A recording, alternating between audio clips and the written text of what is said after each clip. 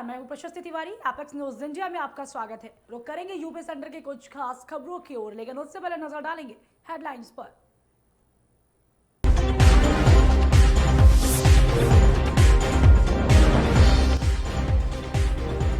UP के पूर्व मंत्री और बीजेपी विधायक आशुतोष टंडन का निधन, रक्षा मंत्री राजनाथ सिंह ने जताया शोक।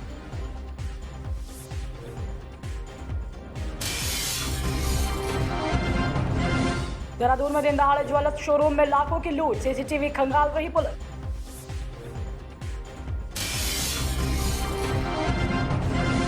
अयोध्या में हुई ऐतिहासिक कैबिनेट की बैठक, धर्म व संस्कृति को बढ़ावा देने वाले प्रस्तावों पर लगी मुहर।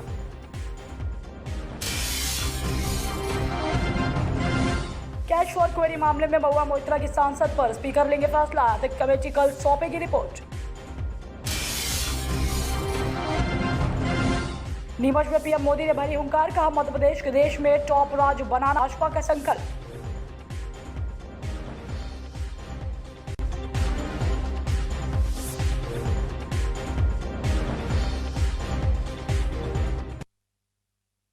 रुक करेंगे कुछ खास खबरों की ओर। खबर बलिया से है, जो बलिया के बांसडी कोतवाली क्षेत्र के बकवा गांव के बाजार स्थित ट्रांसफार्मर के पास खेत में बदमाशों ने युवक की गला काटकर हत्या कर शव फेंक दिया था, जिसे खेत जोतने गए ट्रैक्टर चालक ने देखा और शोर मचाया। घटना की सूचना मिलते ही सैकड़ों की तादाद में भीड़ इकट्ठा हो गई, जिसके बाद गांव के प्रधान ने पुलिस को सूचना दी। सूचना मिलते ही क्षेत्राधिकारी शिवनारायण वैश्य और बांसडी कोतवाली योगेंद्र सिंह दलबल के साथ मौके पर पहुंच गई।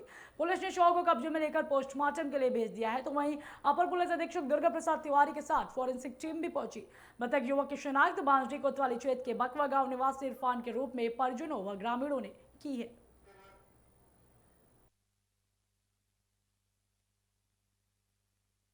चंदौली से जो यूपी के डिप्टी सीएम ब्रजेश पाठक लगातार हर जनपदों में जाकर जिला संयुक्त चिकित्सालय में जाकर निरीक्षक कर दिशा निर्देश दे रहे हैं कि मरीज को सरकार की योजनाओं से वंचित न रखा जाए, ना ही बाहरी दवा लिखी जाए। तो वही जनपद के पिछले पहाड़ी इलाकों में स्वास्थ्य केंद्र की हालत बहुत ही दयनीय स्थिति में है। दरअसल चौकिया तहसील मुख्यालय से लगभग 10 किलोमीटर दूर नवीन स्वास्थ्य केंद्र शिकारगंज में स्थित है। सरकार की तरफ से भले ही ग्रामीणों को स्वास्थ्य सुविधाओं का लाभ पहुंचाने का प्रयास किया जा रहा है, लेकिन चिकित्सा विभाग की लापरवाही सर चढ़कर बोल रही। कहीं चिकित्सक समय से नहीं पहुंच रहे, तो कहीं स्वास्थ्य कर्मियों के सरकारी आवास ही रास नहीं आ रहा। लाखों रुपए खर्च कर केंद्र की स्थापना के साथ चिकित्सकों के लिए आवास का निर्माण करा दिया गया है, लेकिन डॉक्टरों के अभाव के चलते कस्बे में 2 बजे के बाद आमजन को दवा इलाज के लिए भटकना पड़ता है। मिली जानकारी के अनुसार डॉक्टर एवं नर्स स्टाफ कर्मचारी अपने पीने के लिए खुद के घर से पानी ले जाते हैं, तो वहीं मरीजों को पानी पीने के लिए दर दर भटकना पड़ता है। मैंने अभी अधीक्षक प्राथमिक स्वास्थ्य केंद्र के प्रभारी चिकित्सा अधिकारी हैं डॉक्टर विकास से मैंने बात किया है और मैंने उनको सख्त निर्देश दिया है कि स्वयं जाके वो शिकारगंज में यह सुनिश्चित करें कि जो भी सुविधाएं आम जनता को मिलनी चाहिए वो उपलब्ध हो वहाँ पे। साथ ही चाहे वो चिकित्सालय का भवन हो या आवासीय भवन हो, स्वयं निरीक्षण करें और निरीक्षण करने के बाद जो भी उसमें मरम्मत करानी हो या जो उसकी व्यवस्था को सुदृढ़ करना हो, वो सुदृढ़ करके हमें अवगत कराएं कि क्या उन्होंने कार्रवाई वहाँ पे किया हुआ है। और निश्चित रूप से मैं जल्द ही व्यक्तिगत तौर पर मैं शिकारगंज जाके उन व्यवस्थाओं को देखूंगा कि जो भी आम जनता को सुविधाएं मिलनी चाहिए, माननीय मुख्यमंत्री जी की जो मंशा है, माननीय स्वास्थ्य मंत्री की जो मंशा है, उसके अनुरूप समस्त जनता को ये सुविधाएं निश्चित रूप से मुहैया कराई जाए। इसके लिए अगर कहीं किसी स्तर पर कहीं अगर कोई लापरवाही होगी तो लापरवाह या जिम्मेदार अधिकारियों कर्मचारियों के खिलाफ सख्त कार्रवाई की। श्री राम जन्मभूमि मंदिर में प्राण प्रतिष्ठा के पहले अयोध्या को संवारा जा रहा है और आध्यात्मिक और पर्यटन नगरी के तौर पर विकसित भी किया जा रहा है। तो वही अयोध्या में योगी सरकार की कैबिनेट बैठक होने को लेकर सभी गर्व की अनुभूति तो कर रहे हैं, लेकिन उम्मीद भी कर रहे हैं कि दीपोत्सव के पूर्व अयोध्या में योगी कैबिनेट उन्हें कई और परियोजनाओं का तोहफा देगी। श्री राम जन्मभूमि निर्माण के साथ ही सुरक्षा चुनौतियां भी अब बढ़ती जा रही हैं। सुरक्षा की दृष्टि से अयोध्या पहले ही संवेदनशील थी, अब श्री राम जन्मभूमि निर्माण के साथ ही बड़ी संख्या में लोगों के अयोध्या आवागमन के चलते नई सुरक्षा चुनौतियां खड़ी हो गई। इसके कारण अयोध्या के सुरक्षा प्लान को अपडेट ही नहीं किया गया है, बल्कि बदल कर नया सुरक्षा प्लान तैयार किया गया है। बिल्कुल एक गर्व का क्षण है, अयोध्या के लिए गर्व का क्षण। पहली बार कैबिनेट की बैठक हो रही है अयोध्या में जनपद में, और हम लोग काफ़ी परियोजनाएं यहाँ पूर्व से ही चल रही है। जैसा कि मैंने आपको बताया कि 30,000 करोड़ की परियोजनाएं राज्य सरकार और केंद्र सरकार की यहाँ चल रही है, और इस कैबिनेट से भी हम लोग आशान्वित है कि और भी कुछ हम लोग को अयोध्या के विकास के लिए मिलेगा।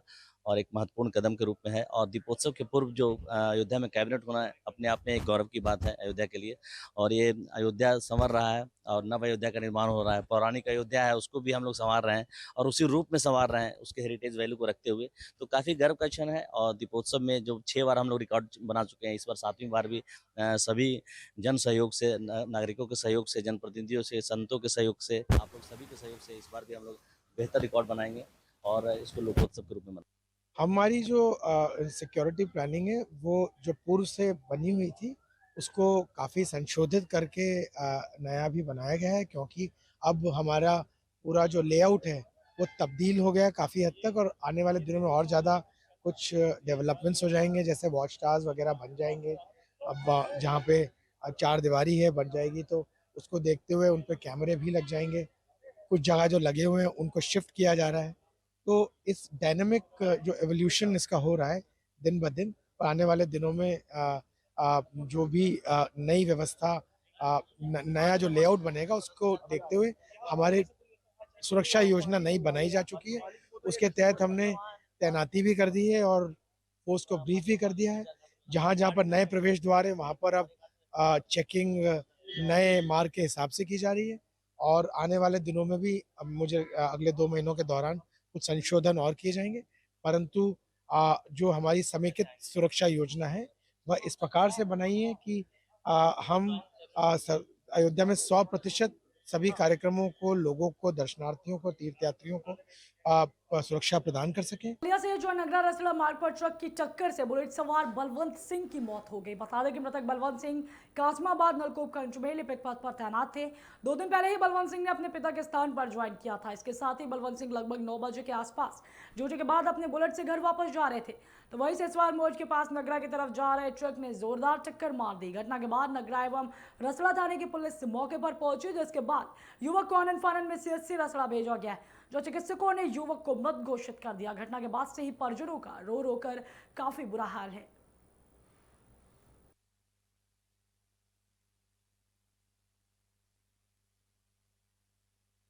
अयोध्या से जो पर सीएम योगी आदित्यनाथ अपनी कैबिनेट के साथ अयोध्या में रामलला का दर्शन करते हुए भाव विभोर हो गए। हालांकि योगी आदित्यनाथ कैबिनेट बैठक के पहले हनुमानगढ़ी के दर्शन पूजन करने पहुंचे और भगवान हनुमान की पूजा अर्चना करने के बाद सीधे पूरी टीम के साथ राम जन्मभूमि परिसर स्थित रामलला के दरबार में शीश झुकाने के लिए रवाना हो गए।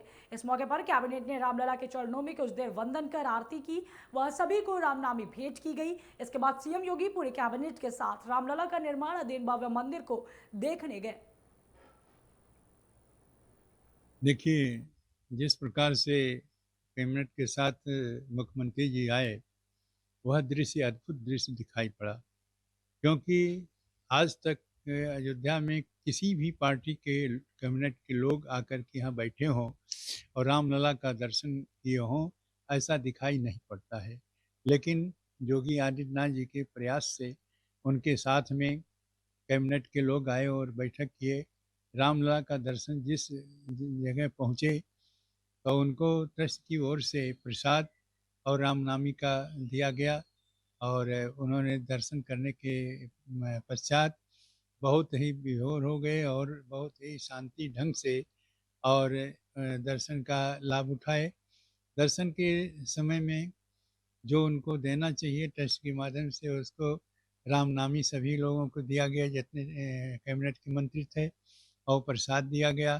प्रसाद देने के बाद में वो लोग वहाँ बैठ करके थोड़ी देर और रामलला का वंदन किए। वंदन करने के बाद में वो उठे और फिर उस भव्य दिव्य मंदिर जो बन गया है उसको दर्शन करने के लिए चले गए। पूज्य योगी आदित्यनाथ जी महाराज पूरे कैबिनेट के साथ, कहा जाता है कि राम द्वारे तुम रखवारे होत ना गया बिन पैसारे, हनुमान जी महाराज का दर्शन पूजन किया। हनुमान जी महाराज का दर्शन पूजन करने के बाद आश्रम में बैठे, यहाँ यही जगह है, यहाँ बैठने के बाद सभी मंत्रियों को रामनामा से स्वागत किया और कहा राजूदास सभी को आशीर्वाद दीजिए, क्योंकि इस बार कैबिनेट की बैठक हम लोग यही कर रहे हैं।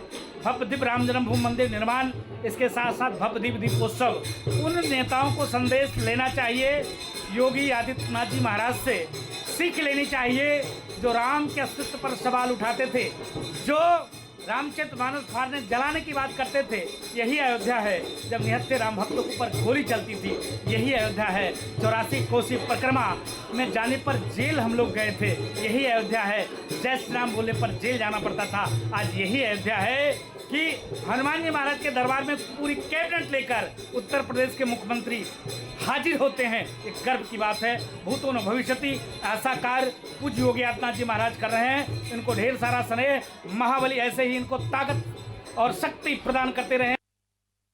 खबर बलिया से जो फेफना थाना क्षेत्र के वायना गांव स्थित उमादेवी नेत्रालय के पास NH31 पर ट्रक की टक्कर से एक बाइक सवार युवक की मौत हो गई।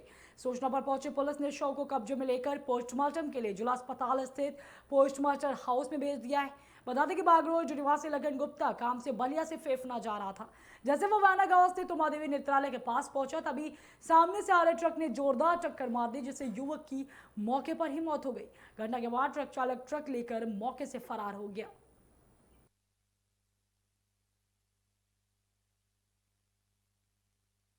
वही खबर चंदौली से जो सपा के पूर्व विधायक वृद्धाश्रम पहुंचे हैं। इस मौके पर सपा के पूर्व विधायक मनोज सिंह ने दीपावली पर्व से पहले वृद्धाश्रम में कंबल बांटा है। तो वही ठंडी के मौसम में कंबल मिलने पर लोगों के चेहरों पर खुशी देखने को मिली, जिसके बाद पूर्व विधायक मनोज सिंह ने सरकार पर जमकर हमला बोला। उन्होंने कहा है कि सरकार का कंबल ठंड का मौसम बीतने के बाद पहुंचता है। सरकार को आईना दिखाने के लिए कंबल निराश्रितों को बांटा गया है। देखिए, दीपावली है और ठंडी आ रही है। वृद्धाश्रम में मैं इसलिए आया कि आज पता नहीं समाज को क्या हो रहा है। हमारे घर के हमारे बाप दादा, हमारी दादी वृद्धाश्रम में जा रही हैं। इससे बड़ा दुर्भाग्य की बात और कुछ नहीं हो सकती है। आज बड़ा कष्ट भी हुआ और मैंने सरकार को ये बताया कि ठंडी आ गई है और सरकार का जो ठंडी का जो कंबल चलता है और ठंडी बीतने के बाद चलता है। तो आज मैं बांट के सरकार को भी संदेश देने का काम कर रहा हूँ कि सरकार अपना तिजोरी खोले और जल्दी बांटने का काम करे ताकि वो यूज हो जाए। यूपी के बिजली उपभोक्ताओं को योगी सरकार ने एक बड़ी राहत दी है। योगी सरकार ने प्रदेश के बिजली उपभोक्ताओं को सुविधा देने के लिए एक मुफ्त समाधान योजना लागू की। इसी कड़ी में विद्युत उपकेंद्र रसला द्वारा नगर में रैली निकालकर उपभोक्ताओं को जागरूक किया गया। यह रैली विद्युत उपकेंद्र रसला से आरंभ हुई और नगर के विभिन्न मार्गों से होते हुए पुनः विद्युत उपकेंद्र रसला पर जाकर समाप्त हो गई। रैली के दौरान पंपलेट ध्वनि विस्तारक यंत्र से अनाउंस कर एक मुफ्त समाधान योजना के बारे में विस्तार से जानकारी दी गई। तो आपको बता दें कि यह योजना 8 नवंबर से 31 दिसंबर 2023 तक कुल 54 दिनों तक 3 खंडों में लागू की जाएगी। योजना का पहला चरण 8 से 23 नवंबर, दूसरा चरण 1 दिसंबर से 15 दिसंबर तथा तीसरा चरण 16 दिसंबर से 31 दिसंबर तक चलेगा। इस योजना के अंतर्गत घरेलू उपभोक्ताओं तथा किसानों का विशेष रूप से ध्यान रखा गया है।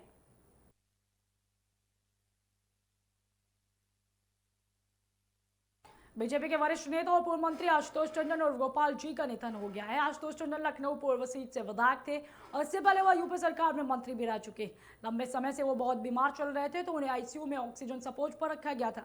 बता दें कि टंडन को कैंसर से पीड़ित बताया जा रहा है, तो वहीं निधन से पार्टी में शोक की लहर है। आशुतोष टंडन लखनऊ के सांसद रहे लालजी टंडन के पुत्र साथी टंडन के निधन पर मुख्यमंत्री योगी आदित्यनाथ ने शोक जताया है। बता दें कि लखनऊ यूनिवर्सिटी से पढ़ाई पूरी करने के बाद आशुतोष टंडन राजनीति के मैदान में उतर गए थे। 2013 में वह पहली बार लखनऊ शहर पूर्व स्थित उपचुनाव में जीतकर विधायक बने। इससे पहले लखनऊ उत्तर सीट से वो खड़े थे, उन्हें जीत नहीं नसीब हो पाई। टंडन की योगी सरकार के पहले कार्यकाल में कैबिनेट मंत्री बनाया गया था। उनके पास शहरी विकास, रोजगार और गरीबी उन्मूलन जैसे बड़े मंत्रालय थे। 2022 विधानसभा चुनाव में वह तीसरी बार विधायक बने थे।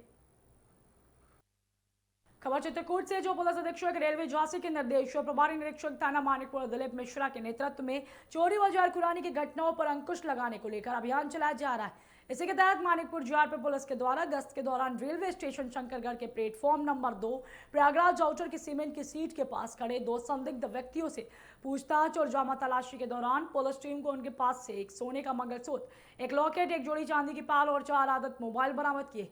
पुलिस ने दोनों आरोपियों पर विधिक कार्रवाई करते हुए मुकदमा पंजीकृत कर जेल भेज दिया है। यूपी सेंटर की खबरों में बस इतना ही। हमारे साथ बने रहने के लिए देखते रहें एपेक्स न्यूज इंडिया।